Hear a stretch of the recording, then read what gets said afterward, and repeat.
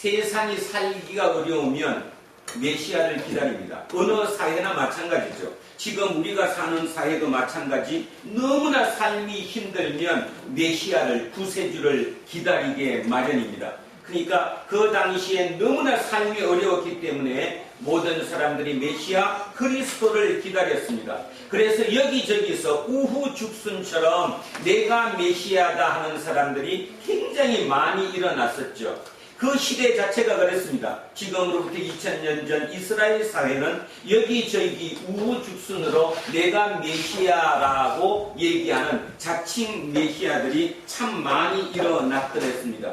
그 와중에 이 세례 요한이 아주 큰 카리스마를 가지고 많은 사람들을 끄는 것을 보고 사람들이 마음속으로 세례 요한이 진짜 메시아가 아닐까 이렇게 생각했다라는 것이 자, 오늘의 설교 시작입니다. 자,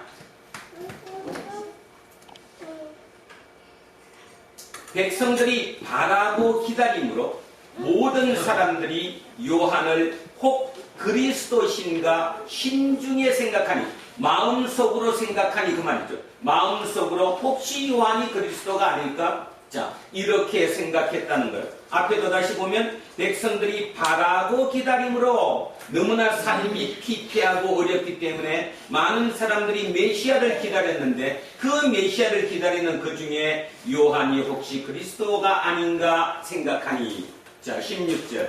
요한이 모든 사람에게 대답하여 이르되 나는 물로 너희에게 세례를 베풀거니와 나보다 능력이 많으신 이가 오시나니 나는 그의 신발끈을 풀기도 감당하지 못하겠다. 그는 성령과 불로 너희에게 세례를 베푸실 것이요. 여러분, 지금 뭐 질문했어요? 사람들이 마음속에 궁금한 게 뭐였습니까? 세례 요한이 혹시 뭘까? 메시아가 아닐까? 세례 요한이 혹시 그리스도가 아니신가? 그랬으면 세례 요한이 뭐라고 그래요? 나는 아니다. 아니면 나는 기다. 뭐 이렇게 표현을 했을 것 같아요. 근데 여기 보세요. 세례 요한이 사람에게 대답했어요. 어떻게 대답했어요?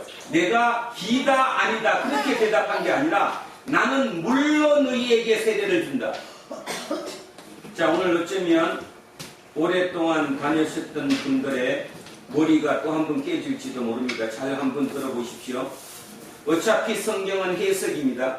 이렇게 해석했고 저렇게 해석하고 우리는 어차피 그 하나님을 향해 달려가야 하죠.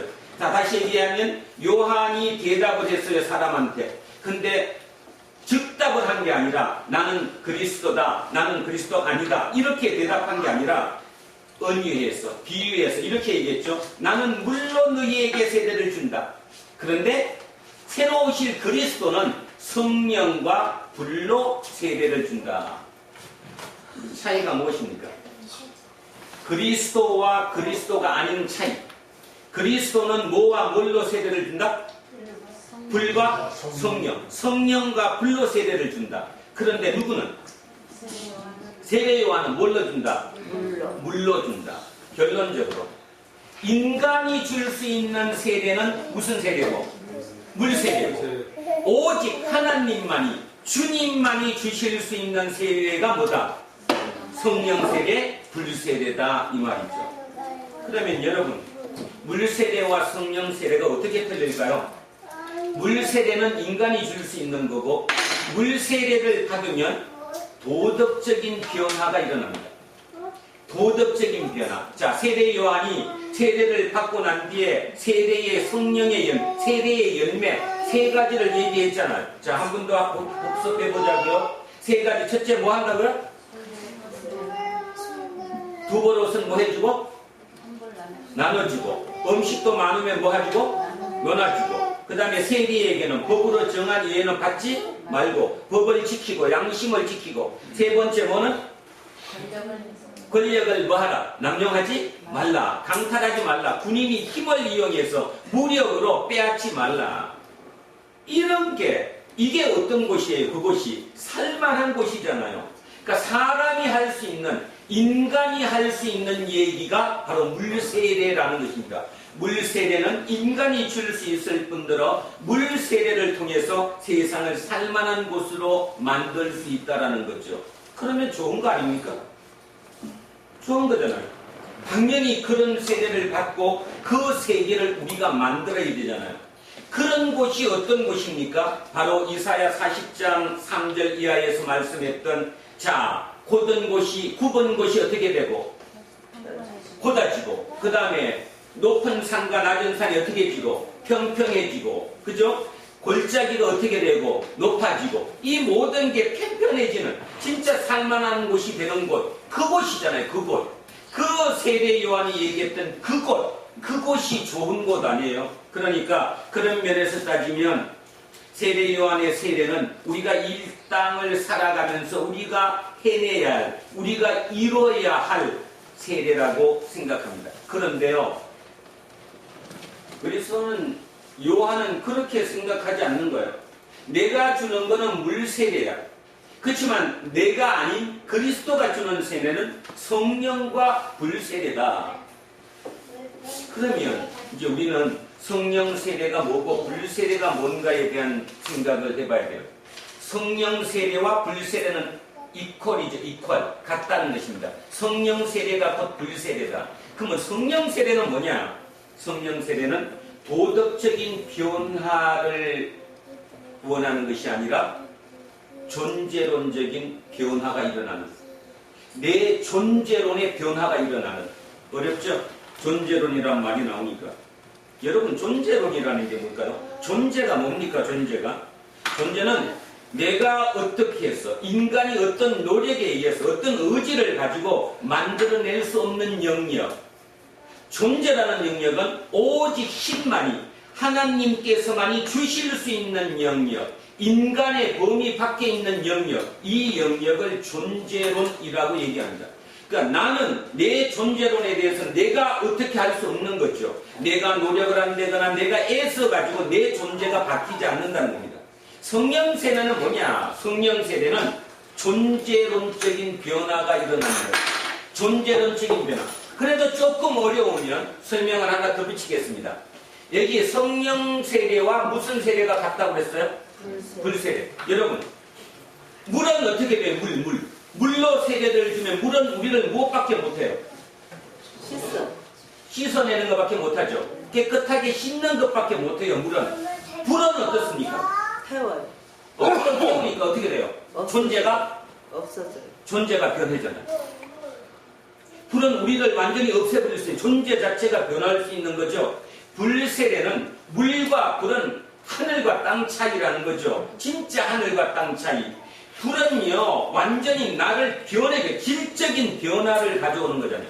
내가 아닌 질적으로 완전히 다른 변화, 태워가지고 뭐죠? 어떻게 됐다거나, 아니면 금강석처럼 불을 강하게 했더니 더 강해졌다거나, 아니면 티끌처럼 먼지가 되었다거나, 같아버려서 재가 되어서, 이런 식으로 질적인 변화를 일으키는 것, 그것이 불이라는 거죠. 그렇게 해서 성령의 세례, 불세례는 물세례와는 확연히 틀리다는 것입니다. 그러면 요 다음 절이 문제입니다. 17절. 손에 키를 들고, 여기 우리 젊은 애들은 키가 뭔지 모를 건데, 이 키죠? 이 키. 자동차 키가 아니에요. 이렇게 까불려는 키. 그 키를 들고 자기의 타작 마당을 정하게 하사 알곡은 모아 곡간에 들이고 죽정이는 꺼지지 않는 불에 태우시리라. 한 번 더 있습니다. 손에 키를 들고 자기의 타작 마당을 정하게 하사 알곡은 모아서 곡간에 들이고 죽정이는 꺼지지 않는 불에 태우리라. 불에 태우리라. 이게 불세례입니다. 불세례는 태우는 거예요. 근데 뭐를 태운다는 거예요, 지금? 죽정이를 꺼지지 않는 불에 태우시리라. 지금까지 많은 경우에 이 설교를 이렇게 했더랬습니다. 여기에 알곡은 아주 진짜 열심으로 믿는 아주 굳은 믿음의 소유자인 그 믿음의 일꾼들이고, 이 죽정이는 교회에는 나오지만 그냥 뭐죠? 말 그대로 제대로 믿지 않는 뭐 그런 사람들, 그들을 쭉정이다. 그래서 여기는 참 믿음의 일꾼이고 여기는 믿음이 없는 사람들, 그냥 주여 주여 이름만 부르는 사람들, 그들이 쭉정이다. 그래서 결국은 마지막 심판 때에 가면 알곡은 곳간으로 들어가지만 쭉정이들은 꺼지지 않는 불, 지옥불에 태워진다. 이렇게 들었어요.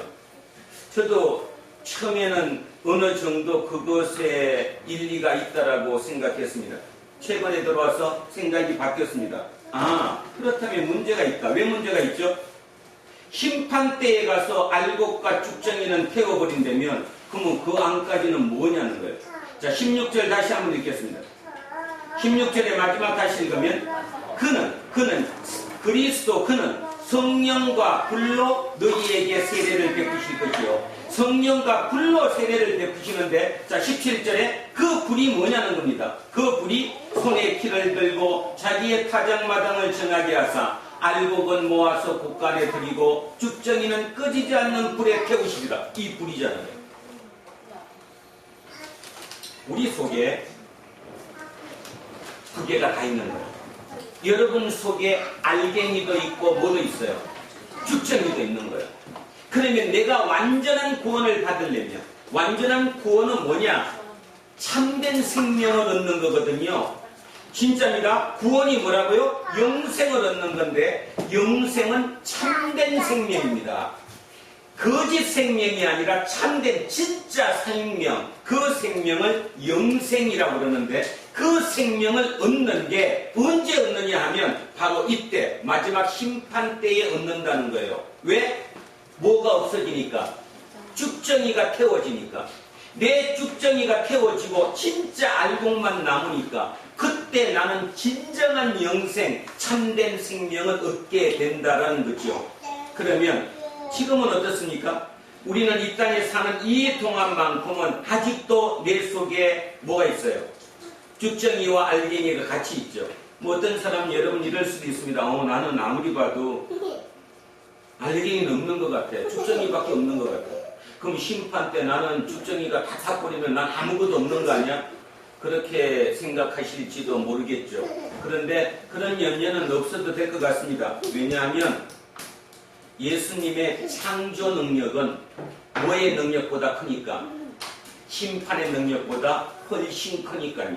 다시 얘기하면 하나님의 창조 능력은 하나님의 심판의 능력보다 월등히 뛰어납니다. 그래서 곧 창조가 구원이고 구원이 창조입니다. 곧 창조가 심판이고 심판이 창조입니다. 그러니까 우리는 심판을 두려워할 필요가 없다라는 거죠. 자, 그래서 제가 그 주보 뒤에다가 써놨습니다. 조금 더 읽어보시고 걱정하지 마시라는 겁니다. 심판이 결국은 어쩌면 우리에게 가장 큰 은총이며 축복인지도 모른다. 왜냐하면 그때 가면 비로소 내 있는 이 쭉정이들이, 내 거짓 생명들이, 쭉정이들이 다 불에 깨끗이 탈 거니까. 그러면 진짜 알짜 생명, 알갱이, 참된 생명만이 남을 수 있을 것이니까 바로 그때가 심판의 날이다, 그 말입니다. 바울이 이렇게 얘기했습니다. 이 땅에 사는 동안은 희미한 거울을 보는 것 같다. 우리 마찬가지입니다. 여러분도 마찬가지. 여러분의 참된 생명, 그 영생은 언제만이 완벽히 구원받을 수 있느냐 하면 마지막 심판 때에 그럴 수 있다는 겁니다. 그 이유는 그때서야 쭉정이가 완전히 불에 타기 때문이라는 거죠. 그 세례를 우리는 무슨 세례라고 부르느냐? 불세례라고 부른다라는 겁니다. 그러면 차이 한번 생각해 보십시오. 요한이 얘기했던 물세례와 예수 그리스도가 우리에게 주는 불세례는 완전히 틀리죠. 완벽하게 틀립니다. 물세례는 우리를 도덕적인 변화로 진짜 인간 세상에 살아가면서 최소한 인간의 도리를 하고 살 수 있게끔 하는 거기까지는 가능하지만 영생, 새로운 생명을 주지는 못한다는 겁니다. 혹시 여러분 지난 한 주간도 좋은 일 하셨습니까? 마음이 뿌듯하셨습니까? 나는 적어도 남들하고는 틀리다는 생각을 가지셨습니까? 지난주 설교를 듣고 난 뒤에 그래 두 버릇이면 한 벌을 논아줘야지, 적어도 양심은 지키고 경제 정의를 이뤄야지, 그러면서 내가 조금 양보해 보셨습니까? 그러시다면 마음속에 이런 마음이 들겠죠. 야, 역시 나는 이제 구원받았다. 여러분, 그렇게 산다고 한들 내 참 생명이 구원받았다고 어떻게 보장합니까? 일시적인 것 뿐이잖아요. 조금 더 남들보다 도덕적이었을 뿐 진짜 내 생명이, 내 참된 생명이 구원받았다는 게 어디서 이루어질 수 있냐는 거예요. 이것을 존재라고 합니다. 존재. 존재론적으로 내 거는 내가 마음대로 할 수 없는 거예요. 오직 누구만이 줄 수 있느냐 하면 하나님만이 우리에게 줄 수 있는 거죠. 그래서 그 하나님이 마지막 심판 때에 우리에게 그거를 주신다는 거예요. 이 얘기가 죽정이를 태워버리니까. 그리고 남는 내 알갱이만 갖고 나를 참된 생명으로. 그래서 우리는 그 생명을 무슨 생명이라고 부르느냐 하면 부활 생명이라고 부르는 거죠. 무슨 생명? 부활 생명. 그래서 우리는 부활 생명을 부릅니다. 부활 생명. 그 부활의 영생, 그 생명을 위해서 오늘도 우리는 열심히 살아가고 있다라는 뜻이지요. 자, 그래서 17절 마무리를 다시 한번 합니다. 손에 키를 들고 자기의 타작마당을 정하게 하사 알곡은 모아서 곳간에 들이고 죽정이는 꺼지지 않는 불에 태운다는 이 말의 의미를 왜곡하지 마시라. 믿음이 좋은 사람들은 천국에 가고 나머지는 지옥불에 던진다는 그런 심판의 뜻이 아니다라는 새로운 해석이 오늘 여러분 속에 있었으면 좋겠습니다. 여러분 개개인마다, 우리 모두는 개개인마다 내 속에 알갱이도 있고 내 속에 죽정이도 있어요.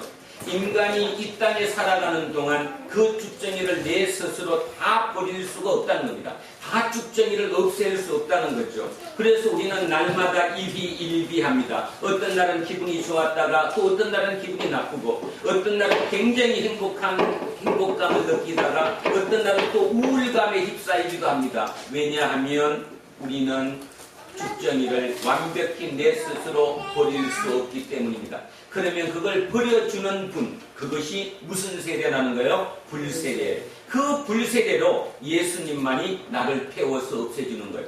그런데 따져보면 간혹 가다가 우리는 불세대를 경험합니다. 어떻게 경험하죠? 진짜 어떻게 그럴 수 있었지? 내가 아닌 것 같아.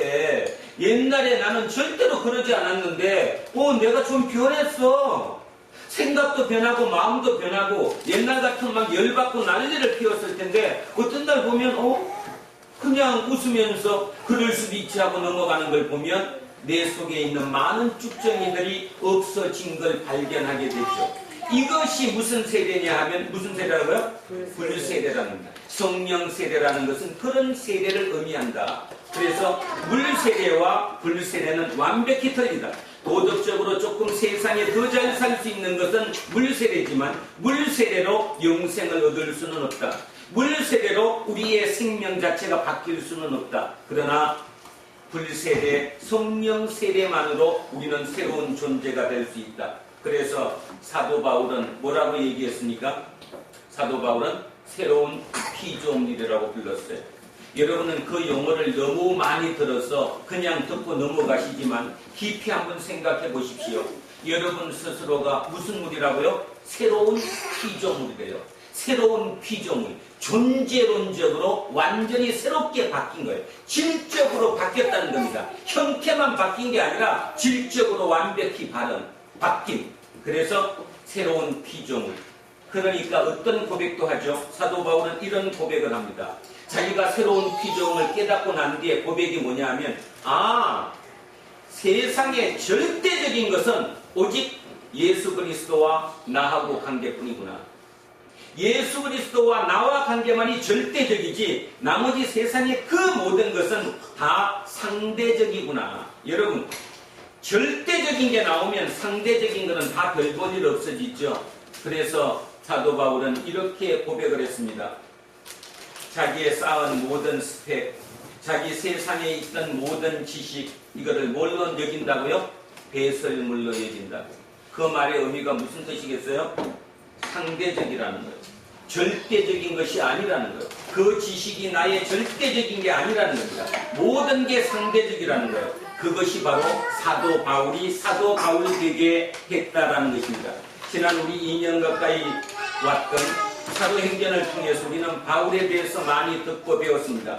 바울이 과연 왜 그럴 수 있었느냐에 대한 답은 이제 여기서 우리는 알 수 있는 거죠. 바울은 스스로 진짜 마지막 심판 때에만이, 쉽게 말해서 마지막 심판 때에만이 자기가 온전한 부활의 영생, 그 다음 부활 생명을 얻을 수 있다는 것을 확신으로 가진 거예요. 그러다 보니까 오직 그때만이, 그 예수 그리스도와 나의 관계만이 절대적인 거고, 나머지 모든 것은 상대적으로 변해버린 거죠. 상대적으로 변해버리고 나니까 절대적이라고 얘기해졌던 그 스펙이라는 거, 그 모든 것들도 다 그냥 똥처럼 보였다, 이런 뜻입니다.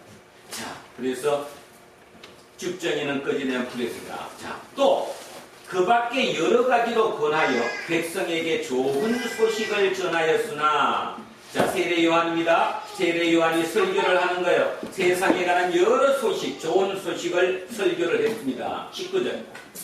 분봉왕 헤롯은 그의 동생의 아내 헤로디아의 일과 또 자기가 행한 모든 악한 일로 말미암아 요한에게 책망을 받고, 이렇게 읽으니까 요한이 꼭 헤롯 대왕 앞에다 놓고 헤롯 안티바에게 당신 잘못했어, 이렇게 얘기한 것처럼 느껴지지만 실은 그런 뜻이 아니라 지금 똑같은 거예요. 우리 박근혜 최순실 게이트가 누군가의 고발에 의해서 뉴스를 통해서 까발려질 때부터 이루어져가지고 세상이 바뀐 것처럼, 말 그대로 세례 요한이 분봉왕, 그 당시의 왕이었던 분봉왕 헤롯에 대해서 설교하면서 얘기한 거예요. 헤롯이 그런 사람이라고. 헤롯에 대해서 까발렸다는 거죠. 헤롯에 대해서 고발했다는 거예요. 자, 어떻게 고발했을까요? 지금이야 SNS라는 게 있으니까 뭐 즉각도 바로 모든 소식을 들을 수 있지만 이 당시만 해도 들을 수 없잖아요. 근데 왕이 어떤 왕이었냐면, 이 헤롯 왕이 그의 동생 빌립의 아내 헤로디아, 물론 이복 동생이긴 했지만 그의 동생 빌립의 아내 헤로디아와 어떻게 했어요? 재혼을 했어요. 자기 이복 동생의 여자를 취해서 다시 결혼을 했다, 이 말입니다. 그게 옳은 일은 아니잖아요. 지금은 당연히 아니겠지만 그 당시로도 그게 용납되기가 참으로 어려웠던 일 아니겠어요? 자, 그래서 그 분봉왕 헤롯이 그의 동생 빌립의 아내를 취했던 이 나쁜 얘기를 백성들은 입으로 얘기 못하죠. 왜냐하면 잘못하다가 잡히면 그냥 죽어버리니까. 죽는 거 아니에요. 왕에 대한 얘기를 내가 안티를 걸었다는 얘기는. 그런데 그 왕의 잘잘못에 대해서 세례 요한은 광야에서 설교를 하는 거예요. 당신들이 섬기고 있는 그 왕 헤롯 왕이 이러이러한 사람이다, 악한 사람이다, 옳지 않은 사람이다, 이렇게 얘기를 했다는 거예요. 까발렸다는 거죠. 고발했다는 뜻입니다. 폭로했다는 뜻이에요. 자, 그렇게 해서 분봉왕 헤롯에 대한 얘기를 폭로를 했더니 당연히 왕이 가만히 있어요, 안 가만히 있어요? 가만히 있지 않겠죠. 왕이 가만히 있지 않을 거 아닙니까? 그래서 그 왕이 요한을 여기에다가 뭐 했다? 가두었다. 여기서 이제 우리는 왜 이 개념이 연결됐는가를 한번 생각해 봐야 합니다. 여러분, 세례 요한의 아버지가 직업이 무엇이었습니까? 제사장이었어요. 제사장은 세습직이었습니다. 아버지가 제사장이면 아들도 제사장인 거예요. 그러면 삶이 그냥 원만 했겠지요. 그런데도 불구하고 그 제사장, 아버지한테 받은 세습직 제사장을 그냥 포기하고 광야에 나가서 이렇게 지금 세상에 대해서 공격을 하고 있잖아요. 그 세례 요한이에요. 그러면 인간적으로 그렇잖아요. 여러분 인간적으로. 여러분은 지금도 편한 게 좋잖아요. 스트레스 안 주는 거 좋고, 누구에게도 스트레스를 받고도 싶지 않고 죽어도 싶지 않다라고 생각하잖아요. 그걸 원하잖아요. 심지어는 교회에 와서도 그거 원하는 거 아닙니까? 하나님이 나를 복을 더 주셔서 더 어떤 평안한 삶을 원하는 것. 그런데요, 안타깝게도 기독교는 비종교적입니다. 다른 종교는 종교적일지 모릅니다. 종교적이다는 말의 의미는 뭐죠? 위로받고 그들을 힘들게 힘을 격려해주고 하는 그런 위로, 격려 이런 것을 하는 것을 종교적이라고 얘기하죠. 그런 행위를. 그러나 기독교는 종교적이 아닙니다. 그래서 어떤 면에서 기독교는 비종교적이죠. 가만히 한번 생각해 보십시오. 예수 그리스도가 이 땅에 오셔서 우리를 위로했습니까? 항상 예수 그리스도가 이 땅에 와서 삶에 대해서 얘기했습니까? 그저 평안한 삶을 그것을 우리에게 전해줬습니까? 아니었습니다. 그는 처절하게 살아갔습니다. 세상을 공격하면서 살았고요. 세상의 정의를 위해서 살았고요. 세상의 모든 사람들이 질적으로 변화된 그 상태를 원해서 그분은 살아갔더랬습니다. 그래서 초기에 그를 따르던 그 소수의 제자들은 그 예수 그리스도를 통해서 새로운 면을 본 거예요. 전혀 뜻밖의 어느 누구도 인간이 살아갈 수 없었던 새로운 방법의 삶을 본 거죠. 거기서 뭐를 느꼈습니까? 아, 이게 새로운 생명이구나. 새로운 생명을 느꼈더랬죠. 그래서 이어온 종교가 기독교, 지금 여기까지 온 겁니다. 그런데 우리는 기독교를 그렇게 생각하지 않습니다. 예배도 제대로 진지하게 드리지 않습니다. 목사가 여러분 위로해주고 좋은 얘기해주고 어떻게 하면 복받고 어떻게 하면 사회에 나가서 이기는 그 힘만 주면 좋다라고 생각합니다. 근데 아니더라고요. 그런데 아니에요.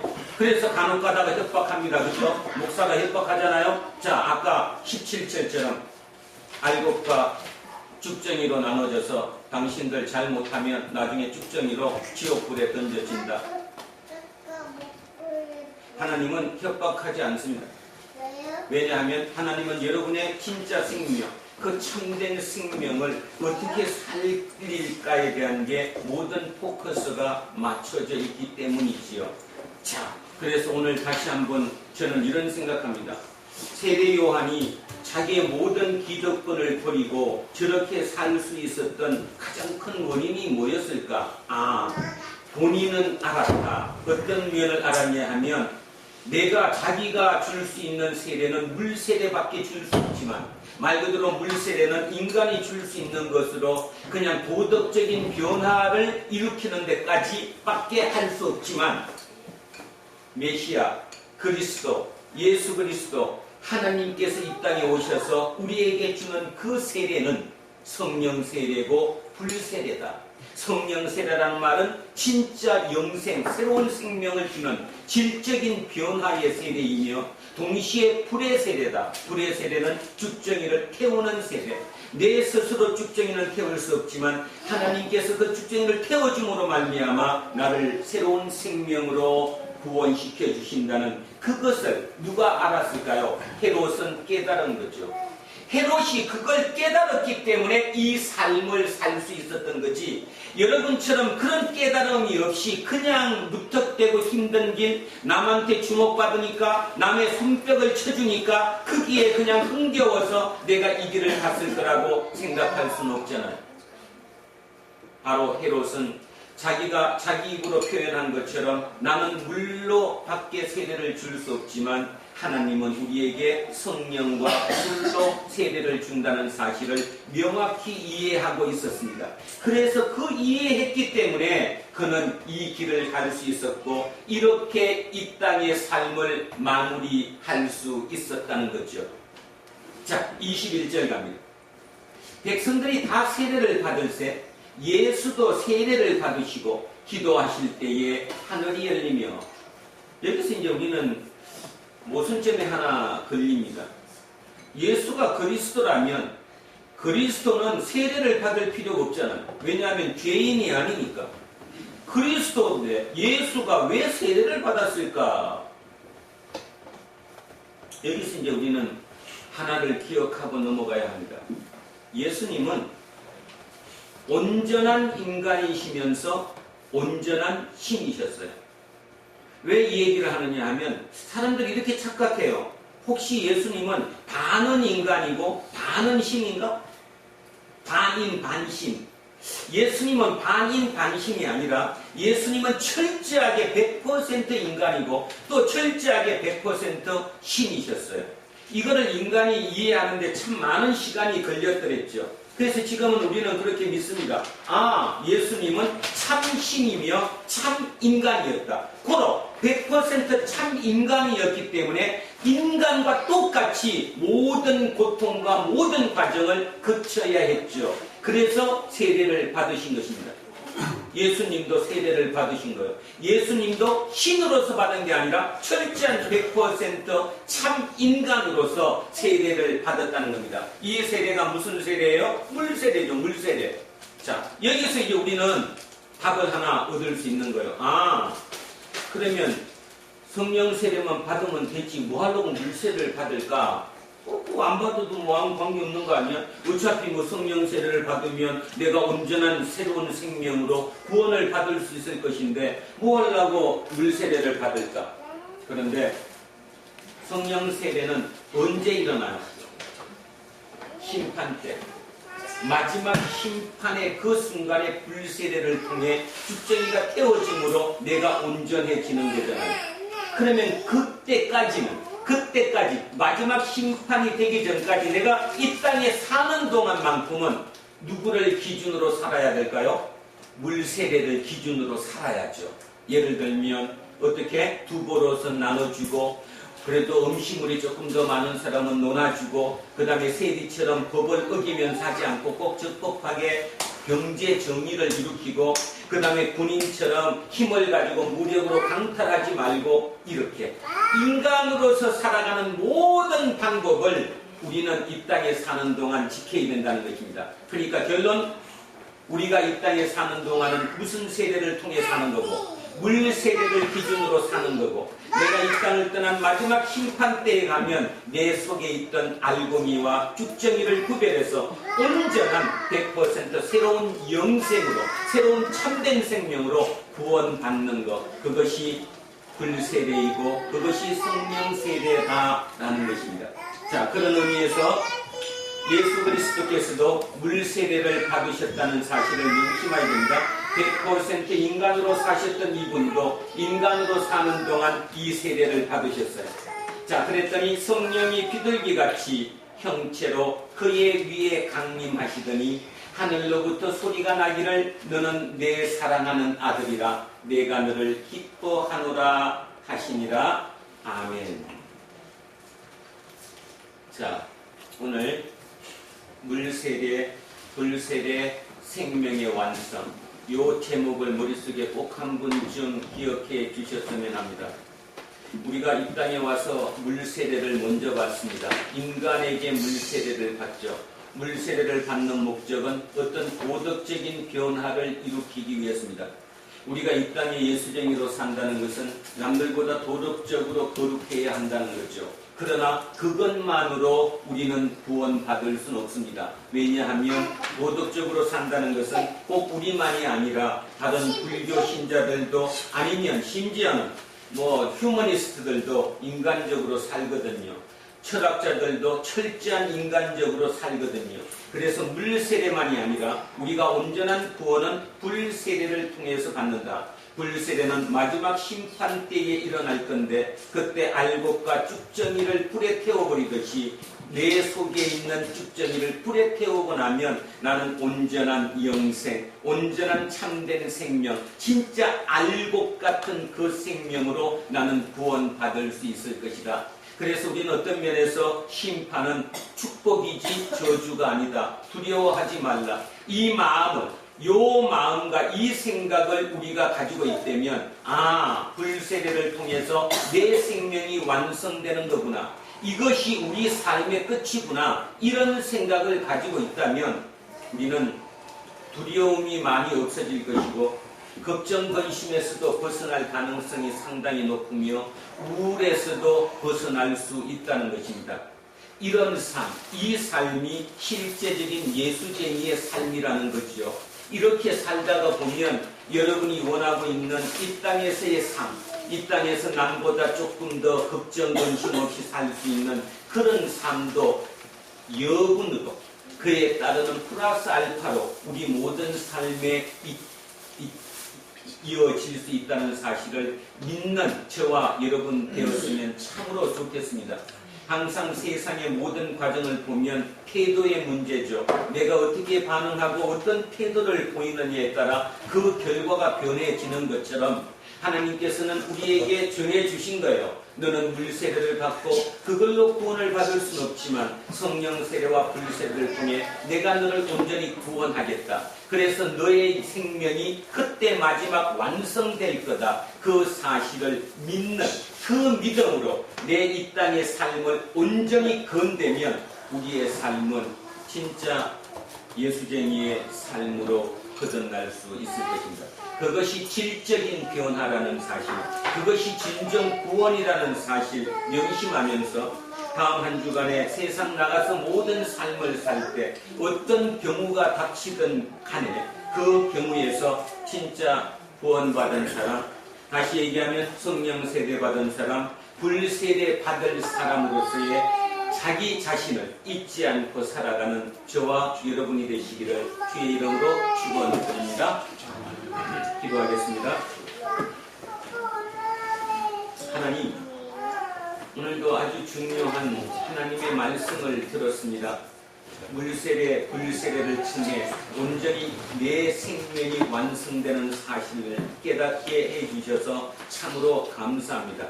그러나 이 땅의 잠정적인 삶 동안에는 내 삶이 물세례를 통한 그 삶을 도덕적인 삶이 될 수밖에 없음도 알아들었습니다. 열심히 살 수 있게 하시고 온전히 구원받는 그날을 향해 항상 기쁨으로 내 마음을 열어놓고 살아가는 우리 모두가 되게 하옵소서. 그래서 내 삶 하루하루의 모든 삶이 오직 축복으로 이어질 수 있게 하시고 기쁨과 감사로 이어질 수 있는 삶이 되도록 주님 축복하옵소서. 감사드리며 거룩하신 우리 주 예수 그리스도 이름으로 기도합니다. 아멘. 자, 찬송가 545장입니다. 이 눈에 아무 증거 아니 되어도 믿음만을 가지고서 늘 걸으며 이 위에 아무 소리 아니 되어도 하나님의 약속 위에 서리라. 걸어가세 믿음 위에 서서 나가세 나가세 의심 버리고 걸어가세 믿음 위에 서서 눈과 귀에 아무 증거 없어도 이 눈에 보기에는 어떠하든지 이미 얻은 증거대로 늘 믿으며 이 맘에 의심 없이 살아갈 때에 우리 소원 주 안에서 이루리. 걸어가세 믿음 위에 서서 나가세 나가세 의심 버리고 걸어가세 믿음 위에 서서 눈과 귀에 아무 증거 없어도 주님의 거룩함을 두고 맹세한 주 하나님 아버지는 참 믿구나. 그 귀한 모든 약속 믿는 자에게 능치 못할 무슨 일이 있을까. 걸어가세 믿음 위에 서서 나가세 나가세 의심 버리고 걸어가세 믿음 위에 서서 눈과 귀에 아무 증거 없어도. 자, 다 같이 일어서시죠. 사도신경으로